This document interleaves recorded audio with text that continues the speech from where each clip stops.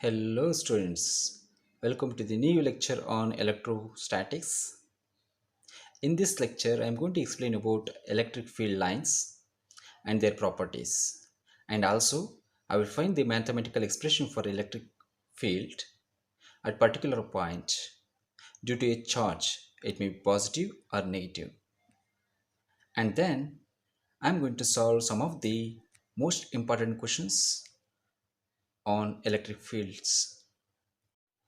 Okay, so here I have considered a source charge and a test charge. In the last class itself, I have already told you that always the test charge will be positive. Okay, so here if I consider this source charge as positive, the force of interaction between those two charges will be repulsive, right? And let's consider this will be in this direction.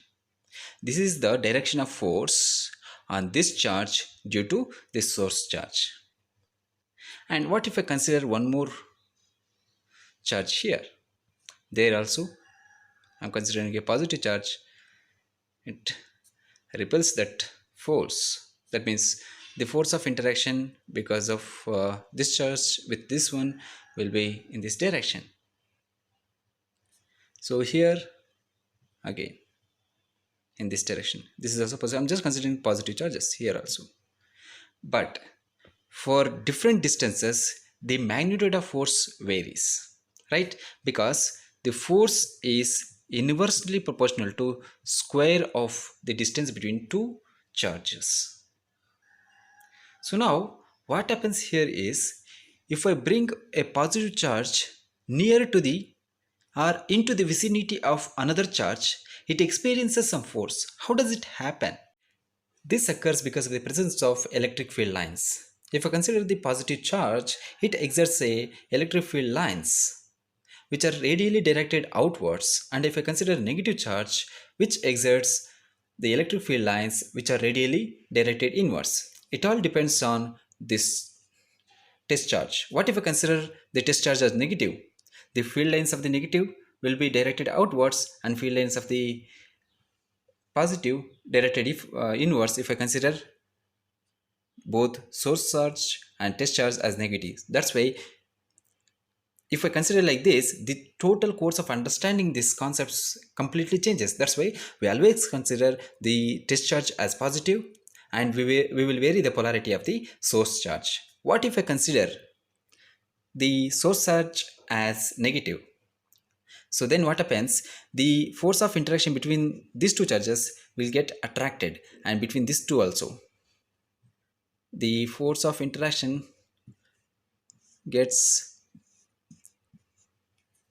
attractive and field lines changes. That's why the negative charge is considered to be having the field lines which are directed radially inwards, and positive charge is considered to be having the field lines which are radially directed outwards. It all depends on the polarity of the test charge. And now here I have given some more properties of the electric field lines.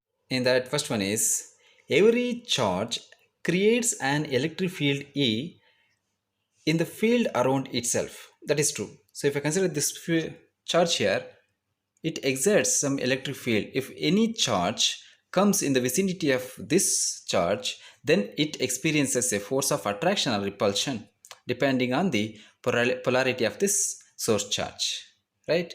Okay, the next one, the field lines extend through the space for infinite distance.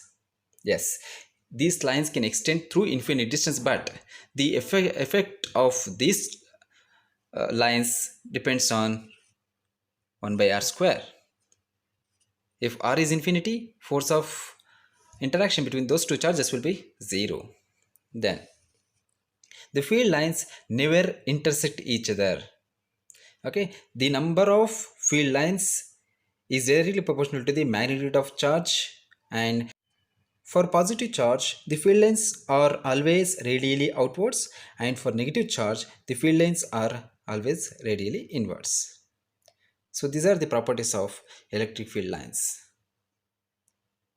So here I have given the representation of the characteristics of electric field lines. If I bring two positive charges very close to each other, then the field of lines will be like this, and the direction of field lines will be in this like away from the charge like this. And if I bring two unequal charges like positive and negative close to each other, then what happens, the field lines will be represented in this form. So they will get attracted and the field lines are directed from positive to negative.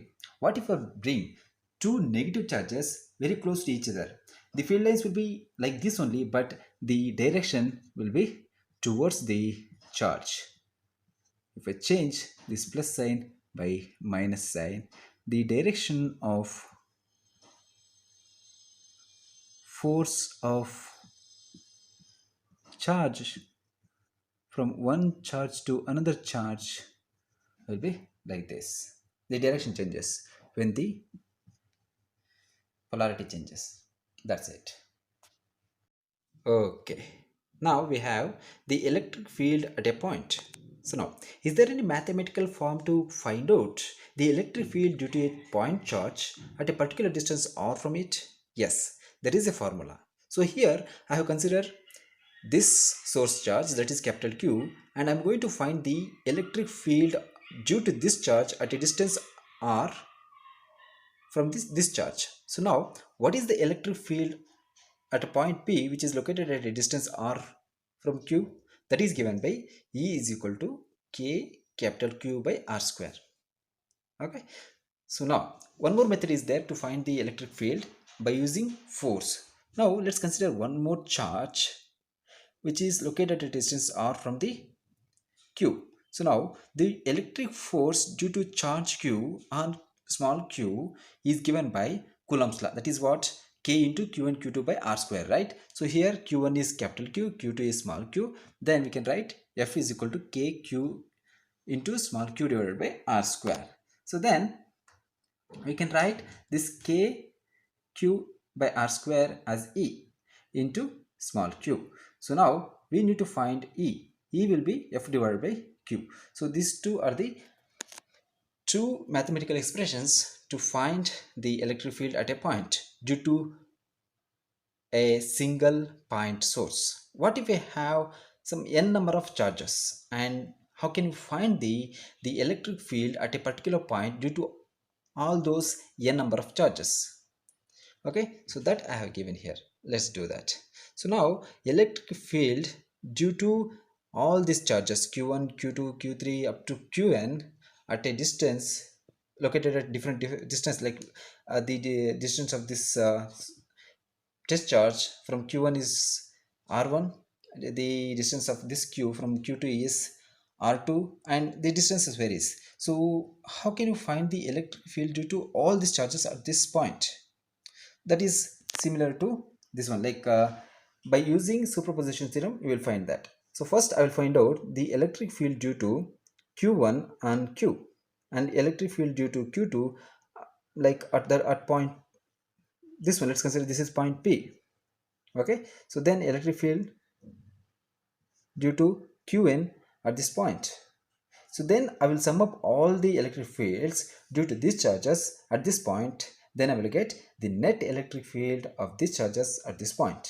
So then I can get the mathematical formula for that. That is E net is equal to E1 plus E2 plus E3 so on plus En. That is equal to K into capital Q1 by R1 square plus this is the electric field due to Q1 at this point, and let's consider it is located at a distance r1. Then electric field due to charge q2, this one, this distance will be r2.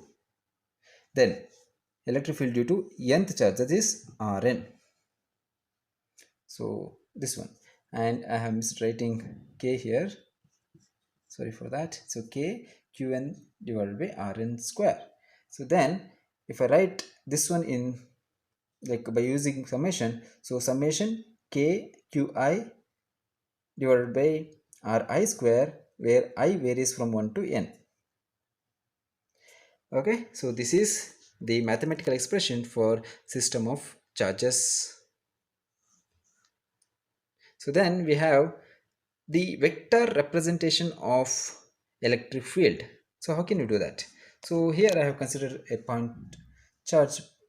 Let's consider this is Q, which is located at a distance r from Q. This is the vector representing the position of this charge from this charge.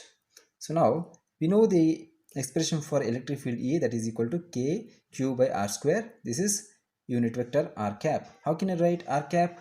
R cap is given by vector r divided by, sorry, this is vector r divided by magnitude of vector r, right? So that will be vector r divided by r. So we have, so r vector divided by magnitude of r. This r and r will multiply, will get multiply. R square into r is r cube, then you will get k q by r cube r vector. This is the vector representation of electric field.